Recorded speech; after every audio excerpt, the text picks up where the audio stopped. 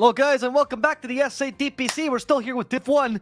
Balrogs against the ropes. They really need a win against Infamous if they want to, not just win this best of 3, but honestly have a chance at staying in Div 1 right now, because 0-4 is a difficult thing to come back with, especially with Balrogs matchups here. Can they do it? Bowie, my fellow optimist, what do you say now after the first game?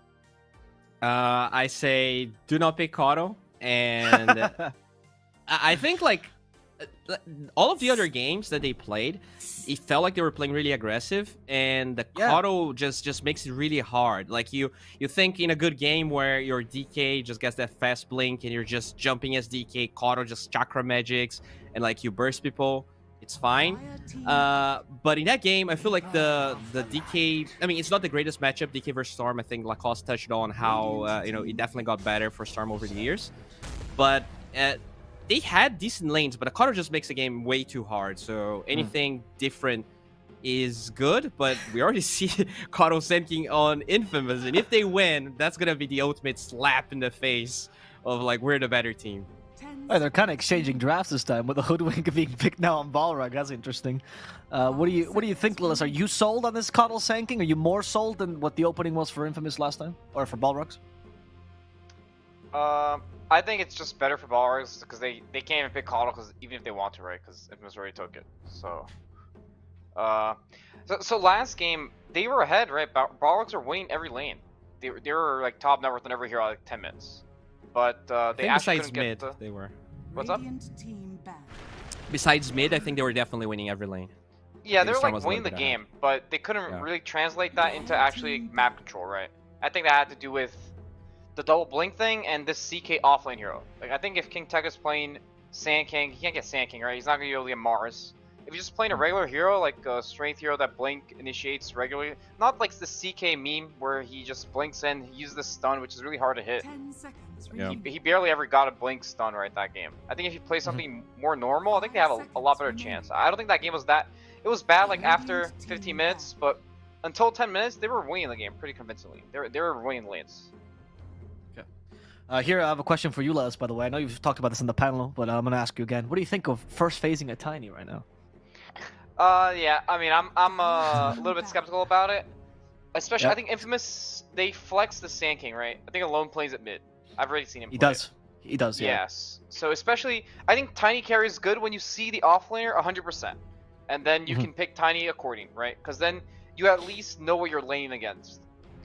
But now they can flex the Sand King and pick Necro or a Veno, and I think it's gonna make the Tiny's game really hard. Sure, Balrogs also flexed it to 4, right? But then you have this 4 Tiny, which is absolutely useless. Doesn't do anything, and you also just don't want to play core Tiny into these counters. So I'm not a really big fan. They took the Hoodwink. I'm not exactly sure why. Maybe they just thought that it was annoying. Then they just didn't want to play against it, because I don't think this hero's that good. Sexy Yogi does play a pretty solid Hoodwink if they want to play it as 5. But as you mentioned, I think Gareth mentioned this in the game, it's Michael's best hero by a long shot. He's a crazy good Hoodwink player, and he makes the hero look better than it is, honestly. Alright, so that's fair enough. I think that's a fine reason to pick it, honestly. And if both our supports play it and they can flex it, I think it's fine. Yeah. We'll see how Infamous continues. How would you like them to continue this draft, Bowie? Do you think they keep the Sanke as a potential flex now, pick a support, kind of reveal it a bit later? I think, we were talking about this Tiny hero, and for Balrogs, I think in the last, it's been 3 or 4 weeks already, but Sexy Yogi was playing a little bit of Io, and if they do want to run it carry, I would like to see the Io being picked up on the side of Balrogs. I think, it enables Tiny a lot. We usually talk about, how this hero without any buffs feels a little bit underwhelming, and I guess Volker still in the pool, but Io is a hero, he plays really well. And pairing the Tiny with the IO would make his game really good. Besides that, now that you see the Undying, I think that Snapfire we're talking about also looks good. It's decent-ish 5. It's a good pair with Tiny if he's carry, but you can also just play Hoodwink 5. And I think it's good to have these range supports, especially when you already have a melee hero supposed to be core. Oh. Nice, they get the IO. Nice to yourself, Bowie, because you predicted that. Well done. And now the Gyrocopter, which means they're going to be flexing that Tiny. Can't be a support, though, so mid or off lane is where the Tiny's going to go here. There's where the Sanke might come into play as well, mid, because I think his matchup mid against Tiny is not that bad, right? Oh, never mind. Never mind. Just Storm again. Is this a better Storm game, Bowie? Last time you were a bit worried for the Storm. Yeah, it's much better. I think this Tiny, unless it's a mid-Tiny where you get the fast blink and you can get on top of the Storm before he's too tanky, like there's not really a lot of instant disable for the Storm. There's also, I think Storm is really good versus Io, really good versus Hoodwink. You can just hunt these heroes down, burst them at the beginning of the fight. They do have follow-up damage on the Storm in the form of the Sand King and the Call to extra mana. So it is a risk that you run picking Io third. But I like that they don't have that offlane CK. I feel like overall this already looks much better and much more like Balrogs can play much more aggressive without needing to farm 2 Blink Daggers. So, that's good. Could they also put the Tiny in the offlane here and play him similar to a Sand King with a Hoodwink, where they have like a strong hunting squad, Lois? Is that viable, do you think? I mean, they can. A lot of like NA teams flex this Tiny offlane. I feel like it's Western Europe very too. mediocre, honestly. I just don't really like it. They're just gonna do it because they picked it early, right? Or also just pick something different. And the flex they got out of it wasn't even that good because they showed the Gyro, right? Before Infamous even picked the core. So I think this Tiny pick was just a mistake in the draft. Honestly, it's possible to put it in the offlane, but you're gonna be laning against and dying, right? So you're already not happy. Sorry, Yeah, I go wanted to ask as well about the IO Gyro, because and during the TI era, this was actually considered the worst IO picking, and some teams were forcing it, but terrible win rate. And we've seen it a little bit. Where do you think it stands now? You talked about IO Razor being really strong. Do you think IO Gyro is still the threatening pick that it was before? I think it's pretty good. I think Gyro's like the best partner for Io in the game. It's like Ursa and Gyro probably the best. Some trends just come and go sometimes. Okay. There's not really a specific reason for it. Just maybe small nerfs or other heroes being in the meta makes you want to pick Gyro less. Maybe Gyro gets a little bit nerfed and it feels a little bit off for a while. Then people pick it again, start winning. People forget how to play against it sometimes. So Europe has been picking it a lot, right? So people start respecting it again and they start learning and theorizing how to play against it. Then it gets to a point where it doesn't even feel that good anymore. Then people stop picking it again, right? So now it's coming back. It's good, if you know how to play if they have synergy between each other. I think it's a really good combo. It just needs the team fight behind it, which right now they don't really have that much. They don't really have the AoE spells that much. They have like the Bushwhack, but Tiny's not really a team fighter, so they kind of need that from their mid or offlane right now. I like that. I like the description of the ebb and flow of Pro Dota. I think a lot of people think the decisions are much there's a much more to the decision than simply hero is good, therefore I pick it. So I do like the description. What is the final pick here for Balrogs? What are you thinking, Bowie? What are they missing, really? I feel like they could do with better stuns. When it's the Storm, that DK that they played. Honestly, I would prefer this Tiny to be mid, as Lelis was saying. It's not looking that good for the lanes. So if they can get an offlaner, so they do go for Underlord, although that's not necessarily stunned. But if he can get that fast Atos, we did see, I think it was either Thunder Awaken or Beast Coast just getting, just stomping a game early with Underlord, getting the Atos versus Storm. That could be good, very good for Sand King as well. 10 seconds remaining. And continue, Bowie, on your tirade. What does Infamous need now that they see the Underlord? They've seen their lane, right? This is the perfect carry pickup. What do you think this carry needs to fulfill, Mr. Bowie? So you have this Undying. Probably, I think most heroes here would be ranged, but we do see TA that they played last time being banned, which I think was a pretty good move by Balrogs, not letting that open. I think Luna could be good. They lack Tower Siege. Luna is overall not really. It's not aesthetic of a hero as Medusa, but you have this Tombstone. I think they could potentially just group up and force objectives. So I think Terrorblade is gonna be countered too much by Underlord, but Luna should be fine. Well, Drow they suggested last. Oh, Now select your There you hero. go. Troll. Well, since we're asking about meta to let us, I'm gonna give you this question. Where do you think the Troll stands right now? What do you think of this pick of the Troll?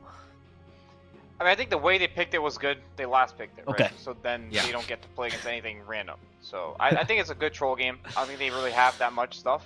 I Nice. also think it was a good Underlord pick. There's not this hero that this Underlord is afraid of in the game, like this Bat Rider, Monkey King, or Ursa that just deletes him from the game. he's gonna have a rough lane because they last picked this troll and they haven't died. But I think the Underlord kind of filled a lot of the boxes they were missing. They have the control for the Storm, right? Storm doesn't like to play against this hero.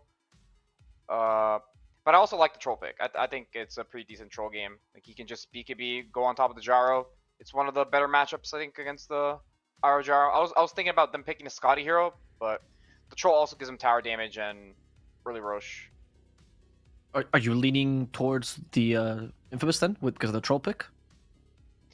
Yeah, I thought they were just a superior team in the first game. Honestly, I was pretty impressed, and I also think Underlord is not that suitable for King Tekka. I think this guy just kind of wants to play like Legion, Slardar, Sand King. I don't think he wants to play this stationary hero. It's not his best style. Not that he can't play it, but he just plays better on the other heroes. So I think Infamous is just this troll is gonna be able to farm and just chill. Bowie, I think it's time for your wonderful percentages. I want to hear them this time. I'm sorry, I'm gonna die on the Balrogs hill, dude. I'm gonna die with them. I think this is a better draft. In terms of the percentage, probably... I mean, it's a 60-40 for Infamous, dude, but I will bet on Balrogs, even though I think Infamous draft is better. I feel like they made their lanes a little bit better than they were last time. They have an overall more balanced draft. No need for Blink Dagger. They just need to make sure Queen Tekka's lane doesn't go terrible, which is very possible because I think this Undying Throw is like super powerful. So maybe if they try lane, maybe if they just like try to leave Underlord bottom against the Sand King and maybe bring the Iron Gyro Hoodwink to the Infamous lane, but then you're try laning to Undying, which is also hard. I just hope if Queen Tekka can get a decent game, I feel like he can counter Storm and things can go good for them. Okay, I've never seen an analyst go against his own numbers. 60-40 Infamous, but still going for Balrogs. Who's going to be right, Bowie or Bowie? We're going to have to find out as we go over to our casters, Gareth and Lacoste. I mean, that's perfect gambler logic, right? 60-40, but value bet. Here we go. Yeah, that's what Bowie's thinking. Absolutely. Now, Lacoste, we talked about laning stage and how important it was for Infamous in the previous game. Do you think there's a similar story here for Balrogs and the momentum they need to pick up early? They do have IO Gyro. I think their lineup needs more time to come online. It's not, we're going to group up early on and just fight. They do have some tower damage. Tiny as a mid laner doesn't do as much early on because he wants to max out his Avalanche plus Toss. Underlord, also sluggish hero, needs a bit more time to come online. Some drawings on a mini-map. Sure, we should be doing that. Drawings. But okay. Keep the cameras on us for now. Yeah, cameras on us. Good. I thought we hopped into the game. It's all good. So yeah, we have a bit of a pause. Underlord disconnected. Should be reconnecting shortly. I don't think he's gonna have a good time in the lane against Undying and Troll. I think they can zone him out. He's going to be paired up with Hoodwink. Like, there is decent amount of damage with the Firestorm to keep them in place. Bushwhack and then early point and Pit of Malice could deal later on and could get them kills, especially the trade kills. Also in this lane, they don't have heroes that can kill the Tombstone, so got to be careful about that. The only hero pretty much who can do it later on is going to be Gyro. That's the kind of thought process that led to my question. Looking at this Radiant draft and thinking their team fight capability against Burrow, against this Tombstone on the high ground, a Troll Warlord who in the hands of Lumiere can be spectacular, as we've seen in the past seasons. Balrogs have Pit of Malice, and that feels like their only real actual team fight contribution they have, unless Tiny has an early Blink Dagger and get himself rolling from that laning stage. Yeah, that's how Tiny's usually roll, pretty much. Like, you want to get that Blink Dagger ASAP and just make stuff done. There are ways to burst the heroes. Like, a lot of these heroes are very sustainable to burst on their side. No one is, like, super tanky. A Troll, he already knows what he wants to go for. I see Power Treads plus a Battle Fury, so that's going to be, no stats whatsoever, means that it's going to be very easy to kill him. And they do have, like, later on with the Hoodwink as well, not the greatest things to set things up to relocate ganks. Maybe Hoodwink from the trees could play a little bit better, and that's one thing that they're gonna lack. But mid Tiny with the Blink Dagger is gonna be like their initiator, because your off lane is pretty slow. Like, you can't just buy items that's gonna start you to fight. Yeah, that prime focus for Tiny. Find and kill the Troll as early and often as possible. Like you said, Troll with no stats. You see the Undying for Axel. Mangoes, Tangos. He'll be spamming out salves, giving that regen to Troll as often as he can. Bottom lane, that's a bushwhack into homing missile, but Kotl, 350 move speed, cares not for your stuns. Runs it back. And I think, yeah, he's pinged it out. He knows an Observer Ward was placed deep in that lane. So they'll get rid of some of that early Radiant Vision as well. To be able to find Coddle, I think that's what this is for. But this can also get easily... I don't think this is a good ward. Because you place Sentry, you're playing with Sanking, so most likely you're going to be placing Sentry like up at the southwest to the trees. And it got pinged already. Like, yeah. Michael's on his way. He's like, yeah, Observer Ward, thank you. Should have placed that Sentry a bit deeper down. Maybe he was afraid that it's like right near the tower, so that's why. Yeah, good point with that Sanking in lane. So Io Gyro, Sexy Yogi and Burner down here. They have to contend with this Sanking of Oscar once more. Already getting that pressure onto him. The homing missile and the right clicks. Well, yet again, like the panel was saying, see how awkward the Kotl is during this early laning stage especially. What does he do? He blocks camp, he tries to walk around. So it leaves Sanking in a 1v2, so good exploiting of that fact by the Balrogs early on. He will pull the wave. Sanking very weak level 1, level 2. Like once you get to level 2, then you know you have like 2 spells. I don't think this is the lane for Caustic. It's going to be Burrow Strike, Sandstorm into another Sandstorm point. Michael, I'm not going to say he's in trouble because he's Keeper of the Light, but he is getting harassed. And he pulled a creep close to Burna, so he's going to be denying, I would say. Yeah, Keeper of the Windlace already, yeah. Keeper is just too speedy. This hero does everything. I know the panel mentioned, in a losing game, Keeper doesn't feel as good, which I do agree to a certain point, where, like, depends on the combo, because they got stomped in the previous game. We really didn't feel the influence of the Coddle, but I still feel like this is one of the strongest heroes in meta right now. Just feels good, has everything, has ways to kill the creep wave in with Illuminate and Blinding Light. There's so many good combinations with Chakra. You scale well, you get a ton of farm. Solar Bind, very annoying to play into for a lot of heroes. Just shove waves. Yeah, it's just like that. I don't know why this hero has a heal on top of that. It just makes no sense, but whatever. Oh, he's going to try and snipe some couriers. He missed on the first attempt. Io juking with his. Yeah, they've also defended the Gyro's courier as well. But they'll lose the Io's one in the end to Michael. Yeah, because they're doing this. Keeper doesn't like to do what he would like to do, and that's blasting and getting some farm, getting some damage on the heroes. So I don't think they're getting too much out of this bottom lane. Sanking 4 CS, Keeper of the Light only 2. He's one of the heroes that you're fine giving CS to. I know it's annoying in your pubs when you see Coddle blasting away. Oh no, God, he's doing it again. You need mana. He's using Chakra on himself, which means he's going to blast another wave. You get PTSD from watching Keeper of the Light in pub games, but in professional games, this hero just does so much better. Yeah, now he's going to come and try and stack. Already sentryed up. So it will not duplicate in that creep camp. It looks like Infamous have that wave pretty much at their tier 1 doorstep for now. So Oscar going to have an okay time. So we can take a look into these other lanes. Mid, dead even between the Tiny and the Storm.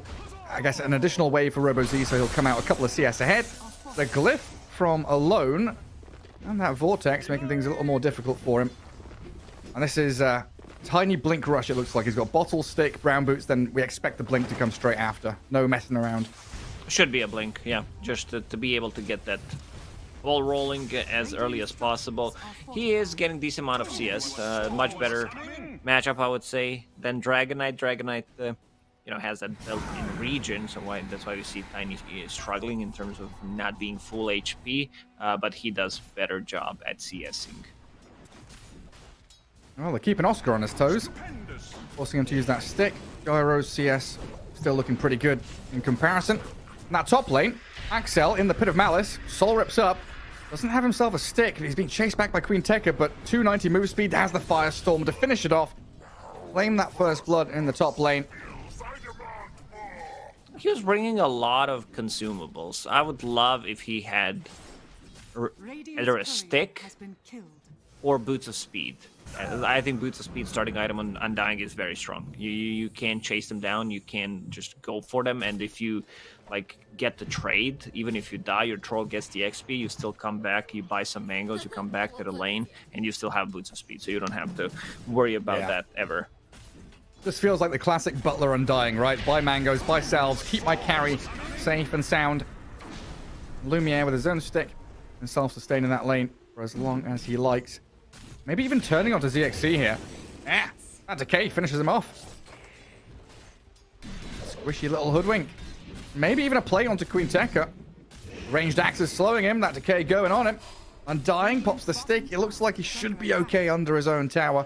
But that's a nice move to relinquish the pain that Affliction and Lumiere had been facing.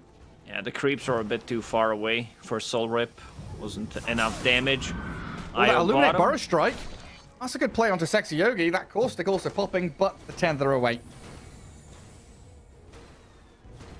That's the IO out of danger. Infamous just trying as often as they can to manipulate that bottom creep wave. Get away from the IO gyro. Don't let that partnership work hand in hand as it should do. Keep getting as much gold as you can on Oscar. So he does go for the bracer first this time around. Is that just magic damage from gyro is so scary for him? He tends to play the lane. He just wants to be playing in the lane a little bit more. Gives them, as you said, a bit more tankiness and gives them that region.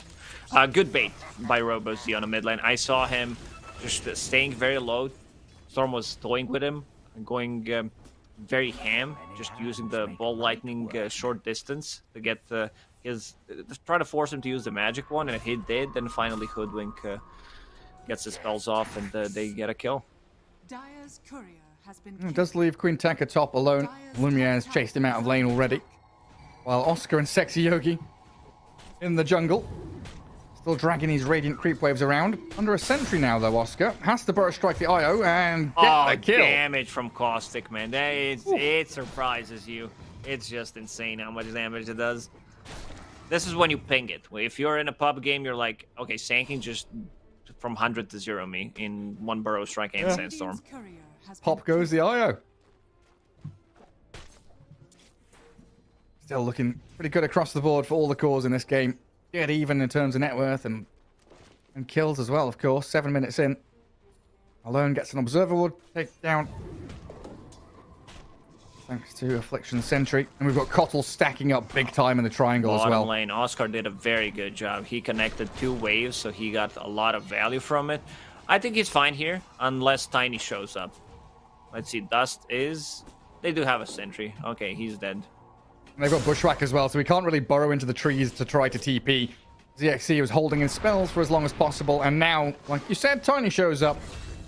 Tosses Sanking up and down into his grave. That does force the movement, right? That forces 2 supports and the mid laner back behind their bottom tier 2 tower. So now you've got room in triangle. Yeah, it's being pinged out. Triangle, jungle, it's all open to you. Get those stacks up. Alone with his triple nulls can clear out these camps pretty nicely. And it looks like the 2 supports actually finding the Kotl in the triangle. Knowing that's what they wanted to do. Keeper of the Light has the help of Storm coming back in. Turn it onto that Hoodwink. Alone, looking for this kill. Desperately just ball lightning back and forth. But Oscar is there to help out in the bitter end. Sexy Yogi will TP out. So the 1-for-1 trade. Storm Spirit out of mana has to get back to base. Storm was fine with that trade. Getting some solo XP. Shared with Sanking, but also getting the kill. And he found Fairy's Trinket again, Gary, would you believe? Oh, nice. Of course he does. Triple null Fairy's Trinket. Does he go the same build this time around, do you reckon? Oh, Kaya yeah. Sanj? He might need to get like Kaya into Sanj, because if this is his build, something that he like theory crafted in pubs, that it works, might need to adjust it. Because last time he had triple null into BKB, playing into Tiny and playing into Underlord, like you might need an earlier BKB to be able to defend yourself. That Pit of Malice is gonna ruin you. Underlord also showing 2 crowns, so that means he's going for Road of Atos. Absolutely. Yeah, he knows. He knows what's up. Tiny. 400 gold away from that blink. We should have it around 10 minutes. You see the Storm taking these massive stacks in the jungle now. Alone is going to be huge. 3,800 net worth and only climbing higher and higher. Almost joining up with the troll, who's also farming through some stacks and closing in on his Battle Fury. He's about to hit 4,500 10 minutes in. So posting up some good numbers as Infamous. Affliction throws the Tombstone up top, kind of defensively, making sure ZXC and Queen Tekka can't give chase. Yeah, also scouting out if anything is in triangle, buying a little bit more time for his cores to farm up. Storm Spirit. And farm the large camp. Yeah. Going in. Yeah, Storm going in with Oscar's help. Robo Z, good avalanche. Holds back Oscar. They've got the Burrow Strike, that long-range reinitiation, and that epicenter going means Robo Z is for sure dead. Now, Queen Tekka has joined in the fight, taking a lot of damage from the remnants of the epicenter. Gyro wants to try to barrage down the Kotl without homing missile landing. We'll go up to the high ground and finish him off. Again, that's fine for Infamous. Same thing Oscar did in game 1. He does the same thing in game 2. Just like 30 seconds later, they go and they kill Robo Z, delay his Blink Dagger timing. And yeah, once again, he wasn't having like the blast in terms of the laning stage, had the creep skip, but not a lot of gold. He's second on the net worth right now. And who did they lose? They lost only Coddle, but that's fine. Yeah. It feels... Oh, yeah, they know someone's up there. Dire scan, and it's on the Hoodwink.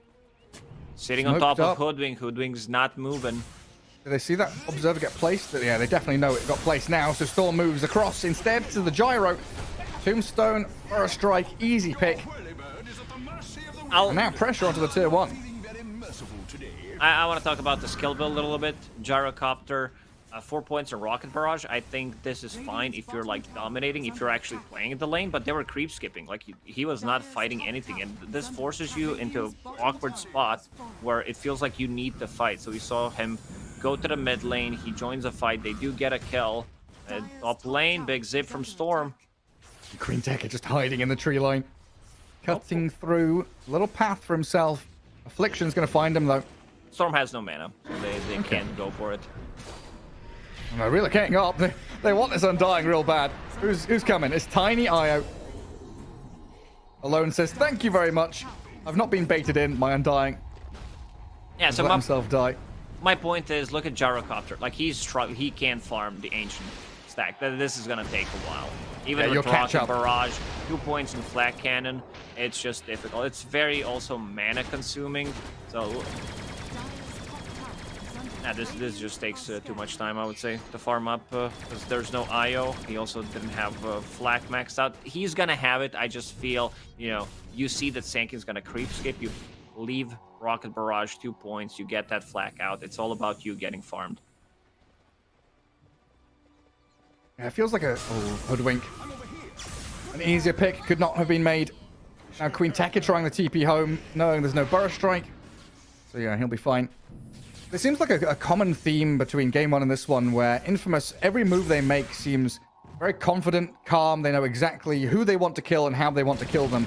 Whereas Balrogs have always been reacting throughout this series. It's very random, I would say. There's no like something straightforward that we've seen this Tiny pick up the Blink Dagger. Storm. He just balls onto Robo Z. Maybe not a kill, but it's pressure. Now Balrogs are thinking, do we TP to defend Tiny? Do we keep pushing out lanes? What do we do when Storm is balling onto us? Keeper of the Light just playing with the Storm right now. That's his best part. Keep replenishing the mana. And there is a smoke. They want to use this Blink Dagger on Tiny. They know where they're farming. Woodwink gonna provide vision alone. Oh, he's gonna dodge, but I think they're gonna catch him. He has no boots. Yeah, they're still gonna get the Tiny combo, but Oscar's here. Burrow Strike it, but now into the Bushwhack. They've caught the Storm up, but they miss out on the Sharpshooter. Still killing him off. Oscar now in the cooldown, gonna drop 2. Burner, you said he needed to get involved and get these fights going. Double kill comes out for him. Good relocate plays, good acorn shot into Bushwhack, stops the Storm Spirit. Maybe if Storm had, just an Ogre Axe, he would be able to get out because he would swap things around. He did, I don't think he's using his gold efficiently because he's still thinking about, what's he gonna go next? He's had more than 2,000 gold saved up. If you just have like Staff of Wizardry in your inventory, that means you're farming more, means 10 more damage, and means a bit more mana, and that means bigger zip, potentially more kills. So maybe he's thinking right now, Kaya Saj, you know, whether does he need it, but I think buying Ogre Axe, especially when your bottle is empty, and then you can swap it in, gives you the value. Even if you want to go for BKB or you want to finish that Kaya Sanj, you still have flexibility. You've got those options. But a good sign from Balrogs, right? That's the first time it feels like this series where they've actually got a smoke to connect. They've had an idea, they've followed it through, executed, and got the kill they needed. And now it's about moving forward from there. Step after step up towards top tier 1. Where they will push out with Queen Tekka, backed up by RoboZ, ZXC. We didn't talk about Troll. He has finished his Battle Fury, continues to farm up, going into BKB next, stacking for himself in the triangle. Once he gets the BKB, he's going to be joining with the team, potentially going inside the pit if they win a fight, because they do have, but with Troll's attack speed, you should have enough, and he does have a mask, so that's a bit of a sustain on top of it. And Keeper of the Light, trying to get some farm on bottom, has Earn, going into 4 staff next, pretty much similar what they were doing in game 1, where they can push people out of, I think mostly Pit of Malice here. Oh, they're going to meet each other in the mid lane. 5 Radiant members all around this tier 1. The Sharpshooter into the Cottle. Tiny's combo's there, but the Storm zips straight across them. Michael's down, but they've got the big kill on Burner. Gyrocopter left isolated now. The pickoff crew arrives. Oscar alone, and Affliction can follow into Queen Tekka, but he TP's home. No more stuns means he's away scot-free. He's coming back to mid lane. Is coming back, though, straight into Lumiere. Double damage bottom as well. I think they have a very good read on the game, how much damage they need, because they're not pulling. They know that he's better to IO. So if they want to like interrupt possible relocate, they just think, you know, we can burst him down. Like we can kill him before stun again. Yeah, they're on Underlord. That was the hoodwink and Underlord trying on Lumiere, but tier 1 still collapses. Tiny, with the help of Sharpshooter, they want Oscar. Or a strike across to the right, blink in a second, the Acorn shot, and the Pit of Malice connect. Just in the nick of time. They will go for this tower now. BKB is ready on Gyro, so he wants to be able to take the fight, but they can burst him. That was also like 2000 HP Gyro, but they understood, you know, we can still kill him. Yeah, I mean, you've got a Storm DD, you've got a BKB on Troll, Tombstone's ready. I feel like Axel could be calling for the death here. They'll let it fall. Maybe thinking about that next step around Roshan, right? I think they do, because even without Epi, they still have enough damage. Maybe they want to get like a first pick off if someone shows on the bottom lane. They have 2 good observer wards. They could scout things out, especially anyone rotating from the tier 3 tower. And Storm is full mana constantly. Yeah, he doesn't have a care in the world. Well, here it comes. We saw this, what, 3-4 times in the first game. The smoke out from mid. Infamous group up together. Good pivot point to move towards Roshan, to triangle. Knowing that with the 2 observer wards they have down south, there's no one there, no one showing on the waves. They might catch a glimpse of someone in a sec, and it's going to be ZXC. Demolished, and now a zip forward with a vortex onto the Underlord. Alone, just finding hero after hero. He's trying to go for the portal. Queen Tekka not making it through. The door shuts on him, and that portal was going back to his ancient. The door is shut. You shall not pass, they say to the Balrog. Oh, yeah. I mean, we have Keeper of the Light. We actually have Gandalf against the Balrogs, Gary. Oh, I just realized. What is it, on the 3rd day look east? Yeah. He's coming. Cottle's coming. He's coming from the west, though, and the relocate out allows Gyro to survive barely with his life. Now the ball lightning. Oh, they found another one. ZXC. He's a bonus target, but a great bushwhack. Unfortunately for him, Oscar on the money with these burrow strikes, and of course, relocate returning. Whoa, with the Gyro, they want to fight this. Burner does have a BKB, and it looks like Infamous running a little low on resources. No mana remaining, but Oscar's out of there with a burrow and a blink. He's away from the cooldown.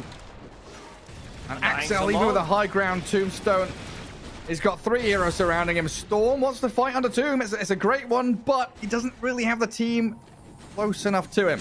Troll from the north, though. Back in with a BKB. That Tombstone is just stacking up zombies. Queen Tech is going to follow Sexy Yogi along with RoboZ. The zombies just keep on munching at them. even with the avalanche. They've got a 4-staff forward, another chakra magic, and a triple kill for Lumiere. They didn't have an observer board.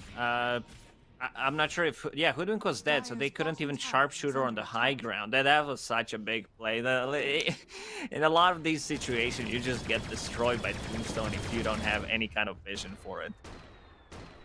Rough fight. Rough fight. It just keeps getting better and better for an Infamous. Troll is getting gigantic, has Yasha almost full S and Y.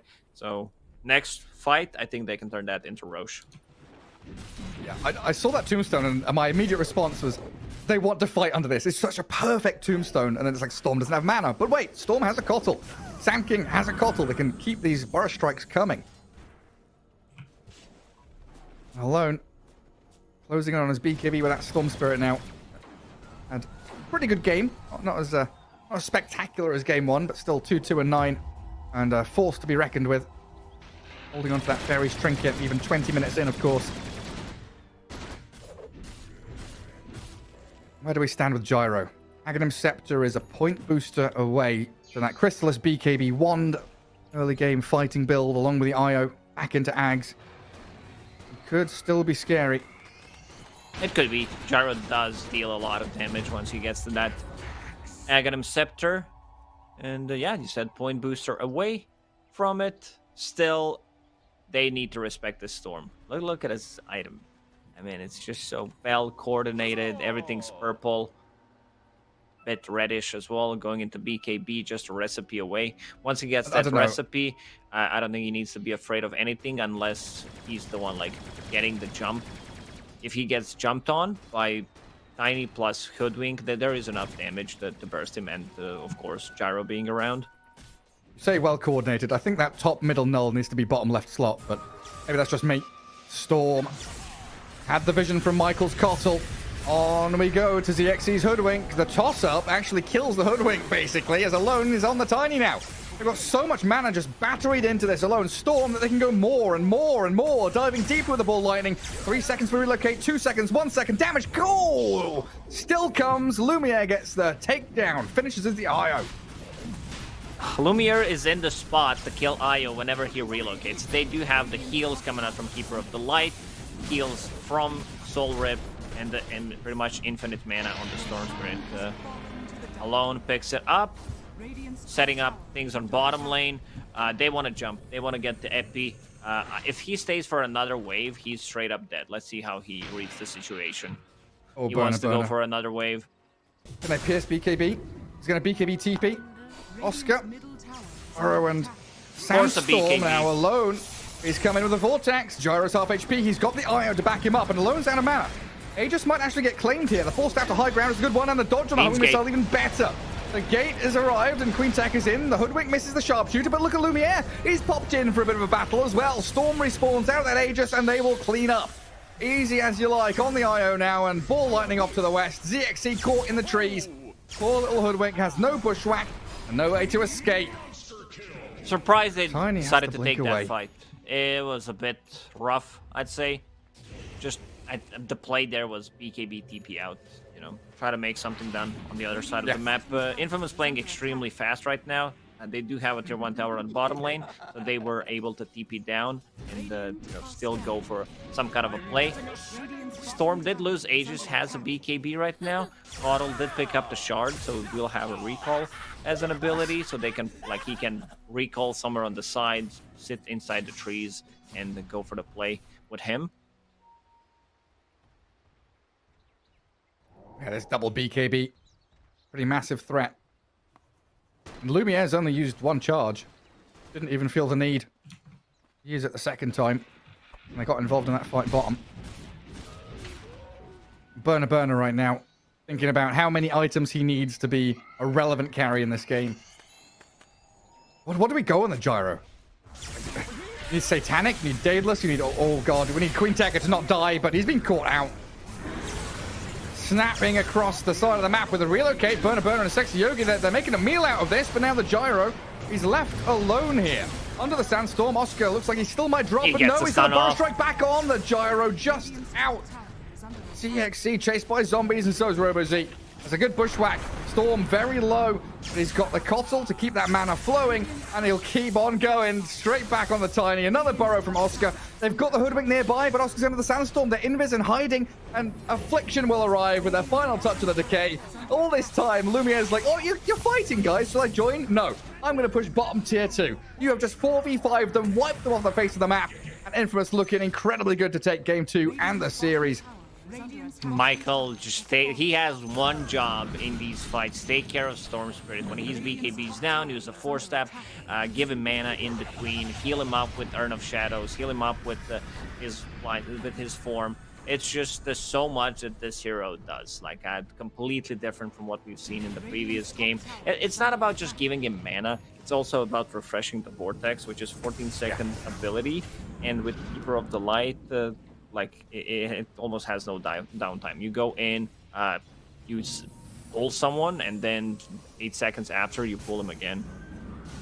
Yeah, it's insane, and it's like you said, right? It's night and day between Kotl, who's behind, and Kotl, who is ahead and has a real directive and focus. Of course, when your core is doing well, like Alone is, makes it much easier for you just to kind of play with, sit behind, and keep pumping full of mana. Now, though, the entire map belongs to Infamous. Radiant can't show bot, mid. They can barely show top with the Underlord. They need to smoke. They need to get a pick. Release some of this pressure, but Oscar and Michael with the Storm Spirit onto the Gyro. They kill Michael, but the Gyro is surviving thanks to the IO. Robozy, though, has been left isolated. Oscar with another Burrow Strike. He's ready to go straight on in. Good bit of mounts from Queen Tekka, though. Robozy may be able to turn, and they are out of there. They've got Lumiere BKB'd up, though, and fighting Sexy Yogi, but the IO saving 2 of his cores. Makes up for it.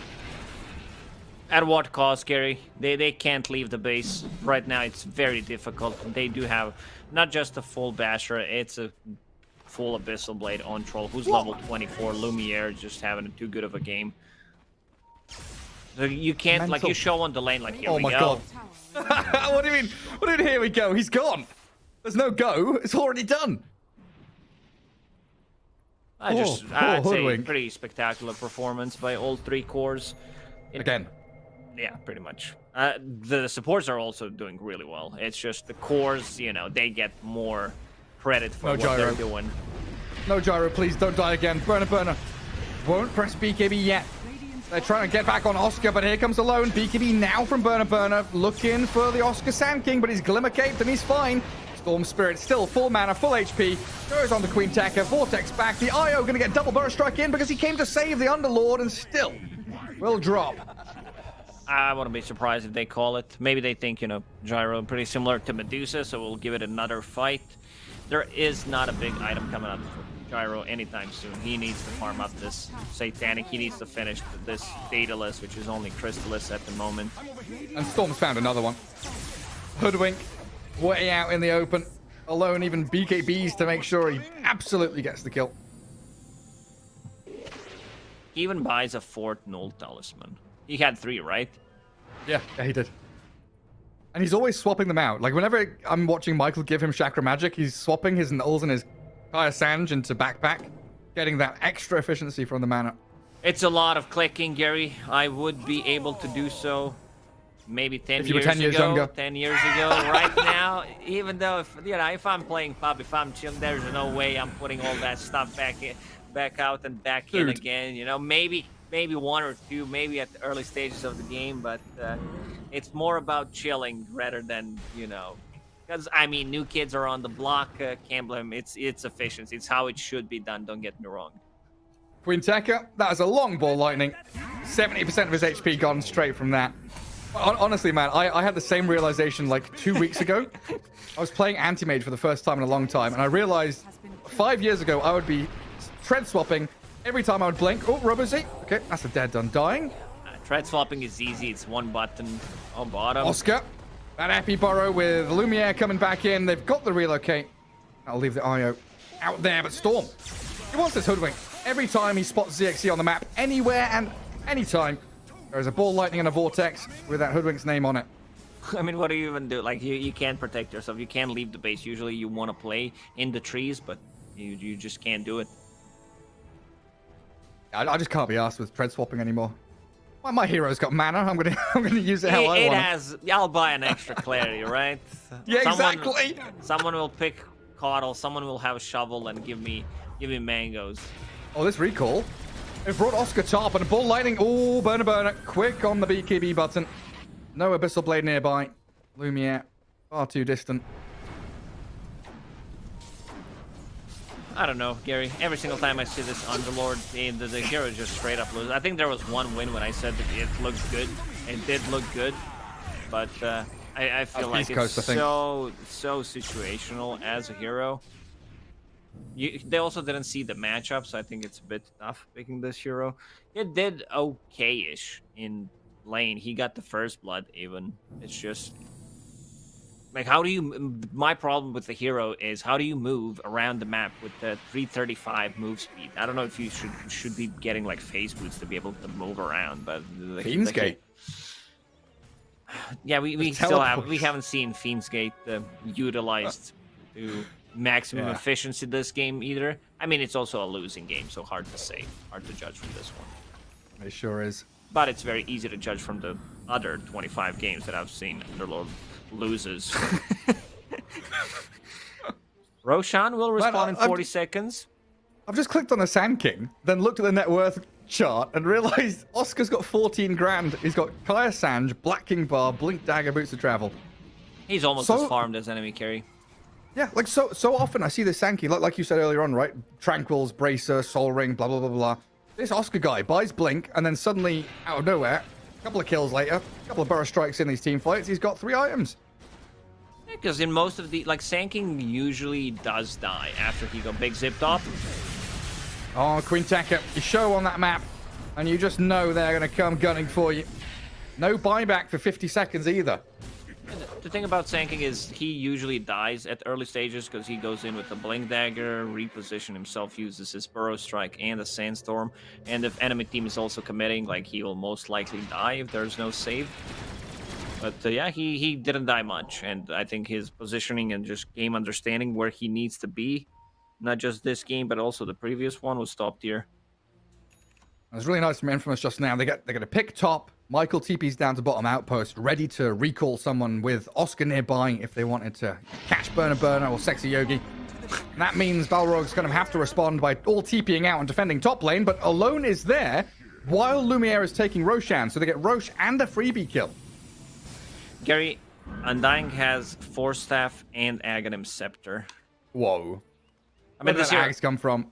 This hero just doesn't farm. He doesn't get the gold. It shows you, how far ahead Infamous is. I'm surprised he doesn't have the shard, honestly. Oh, God. That Gyro's being shredded. Relocate barely gets him out, but the Oscar Burrow onto the 2, the Underlord and the Tiny, all caught up in the epicenter and Sandstorm. Robo says he has to BKB to run away. Lumiere's bashes were coming, and the Skadi slow is annoying as hell, but Troll can't dive the tier 4 towers just yet. Under the Pit of Malice, all the double blink in. Bye-bye, Sexy Yogi and CXC as well. Tier 3 is in trouble. The tombstone's dropped. And the defense of the Ancient is coming to an end for Balrogs. Maybe it's time to call it, question mark?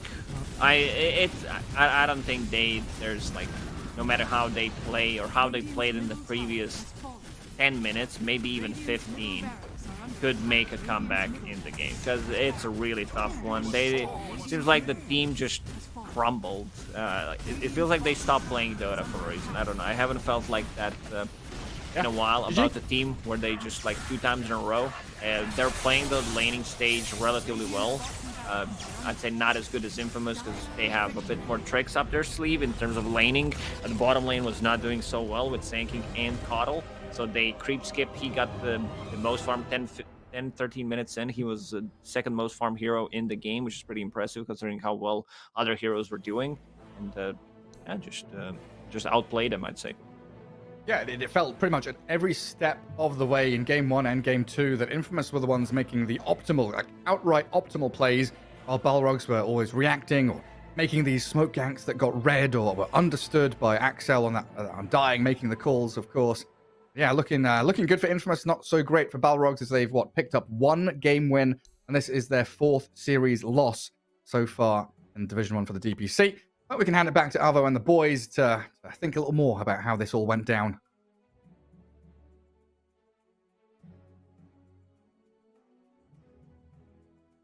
Or Let's go. Okay, hello guys. We're just coordinating All right, introducing yeah, them as yeah, we're yeah. getting ready for the panel. You're muted. God. You know what, Bowie? I won't ever speak again. I'm never gonna speak again to you. I'm never gonna call you out. I apologize for everything I've ever done to you, Bowie. So sorry. But now, yes, your turn to apologize, Bowie. One part of Bowie was right. One part of Bowie was wrong. You were right about the draft being better for Infamous. You were wrong to believe in Balrogs. I mean, I think the cast was pointed at it, and Lacoste kind of said it towards the end, but it doesn't feel like the same Balrogs we were seeing the first 3 weeks. Would you agree with that, Bowie? Yeah, I would. Really feel like the ZXCA Quinteca combination is feeling a little bit underwhelming. Like their lane has been fine, but like it really felt like even the kills that they got when they were smoking on the side of Balrogs, they had no vision. I think they killed Storm when they wrapped blindly through the triangle, and they had no vision. They got lucky finding the Storm there. So ZXCA, it feels like he's having a tough time just getting wards around the map. And Quinteca, the way he was playing, I feel like he had Atos in two fights where he couldn't really isolate the Storm. Obviously, it's not that easy because Storm is mobile, but like he missed his Pit of Malice once or twice. It just, obviously, like they picked Underlord. It was not overall last pick, but you're still like picking your last hero, not really feeling strong about it. So I feel like they have to like improve the way those two players are going about the lane, and also the mid game is just feeling a little bit weak right now. Lilith, anything else you'd like to add to the Balrogs, or would you like to add some praise for Infamous maybe instead? Firstly, I think Balrogs, they're just crumbling a little bit. It's something that's normal to happen. They just lost a bunch of games, and they lost another game. It happens, especially when you're like the other teams are superior. Like Infamous just played better. They're a better team, obviously. Like it just showed, and it happens sometimes. They just have to try to come back, try to crawl back. It's hard. It's not easy, but it does feel like they're a different Balrogs from the first 3 weeks. But props to Infamous though. I think all their cores played really well. Especially Lacoste proved me wrong in this game. I think he did a lot of work. He bought the really good items. He bought 4 staff against Underlord. He was just following Storm, saving him everywhere, giving him mana. I think he had a really high impact this game. Lacoste is a very different hero when you're playing from ahead, right? The hero just has a lot more impact. I thought Michael also just played really well. And all 3 cores, I think Lumiere had 0 deaths, right, in both games or something.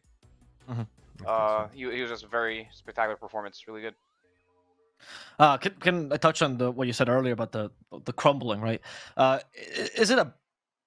Because we talked about this again. The scheduling is obviously going to be done in a way that the teams coming from Division 2 tend to play against some of the giants at the beginning. Not necessarily the first week, but they tend to have some of their toughest matchups.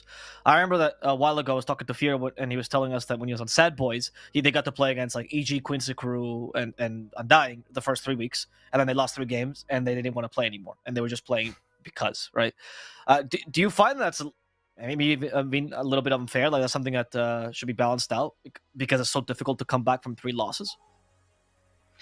Yeah, it does feel unfair, but at the same time, it feels fair for the teams that are on the top because they already are in the league, right? So if you're coming from Division 2, you have to prove yourself. There's also that argument.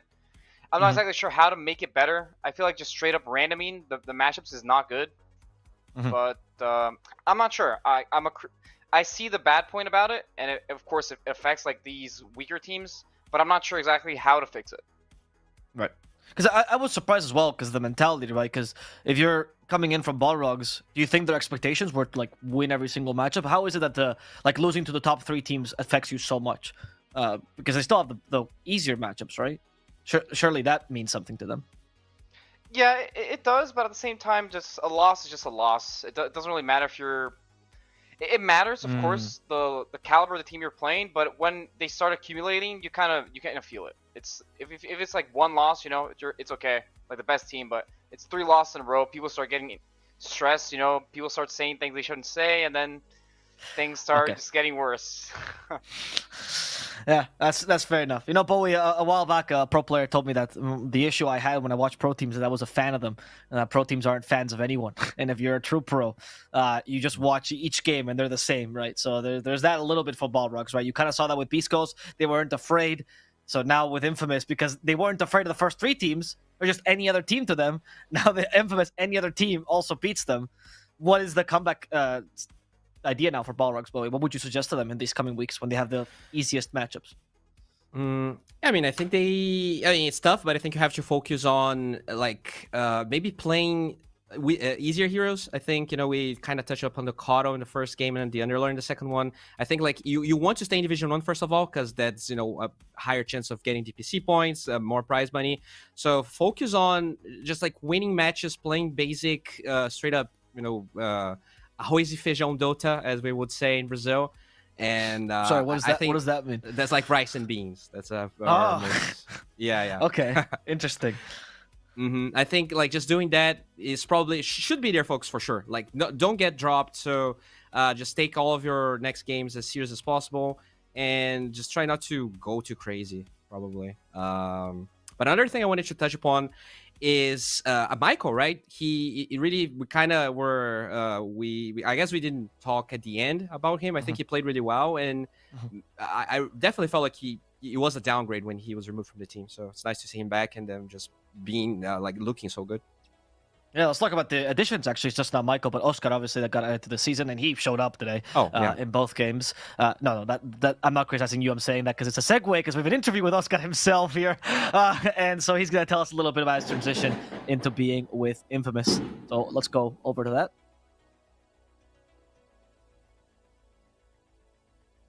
Which is hopefully ready. The interview was told was ready. Always nice talking to Oscar. A very wholesome guy. Really easy to root for the guy. I will always tell the story in case people don't know about Oscar, but I remember meeting him at any major after his loss, and he was obviously devastated, as you would be in any sort of major. I was about to interview him, but I decided maybe not that time. And Oscar it was surprising because you talk to a lot of the players, and a lot of the players are very... I mean, it's not an easy time to be a player right now. But Oscar was very self-reflective. He was considering what he did wrong in the games. He was just talking about how he felt bad he did left on the team, etc., etc. It was the kind of like forward-thinking mentality that surprised me about him as a player. And I always thought, this is an easy player to support. He's very self-conscious. And the things he says about making a good team, that's something he's always wanted to do. He thinks about his teammates a lot. He just wants to have a good time. It reminds me, honestly, of the old style of Dota, man. Oscar, there's a reason he's 27. He just plays like this is Dota 1 again. And so it's really wholesome. Thank you, guys. Sorry, I just had a little story time. Oscar's my bae. What can I say? Nothing much else. Bowie? I mean, I think it was really cool. Like he was talking about how hard it was to transition from Thunder to now being a different team. I think it's always going to take a little bit of time to adjust, even at a team that was at a pretty high level, honestly, compared to Thunder Awaken. But yeah, they're looking good. I'm glad that Michael also joined them. It feels like they're finding their stride. They could be, I mean, they're definitely in the fight now for top 4, which is pretty much what matters, right? You want top 2, but top 4 is at least like, you feel like you're in the right direction. I do wonder what will happen if they have tiebreakers, though. I realized that when he thought about it, he's like, well, if we have tiebreakers, I don't think their 4 is going to want to play with them. So that's quite interesting. We're going to have to see. For now, though, we do take a small break because we do have another really interesting matchup coming up next. And that matchup is particularly important for both teams because they're currently tied, and some would even say they're tied for skill right now, or close. Apple King of Kings fights against Hokori, both with a single win themselves. Apple King of Kings looking to regain their former glory. They definitely need a win against Hokori. And Hokori, they got nothing to lose at this point. You know, they barely survived last season. This season, it can only go up. They already took a game off Beast Coast. They're kind of high in the sky right now. Really, really happy with their performance. Will they be able to show what they've learned last season against Apple King of Kings? Or will Apple King of Kings do what their name indicates and be the true monarch of the season? We're going to have to see. For now, we take a 30-40 minute break, and we'll be back with the next series of the day for some more SA Dota. See you guys then. Hope you stay around. Goodbye.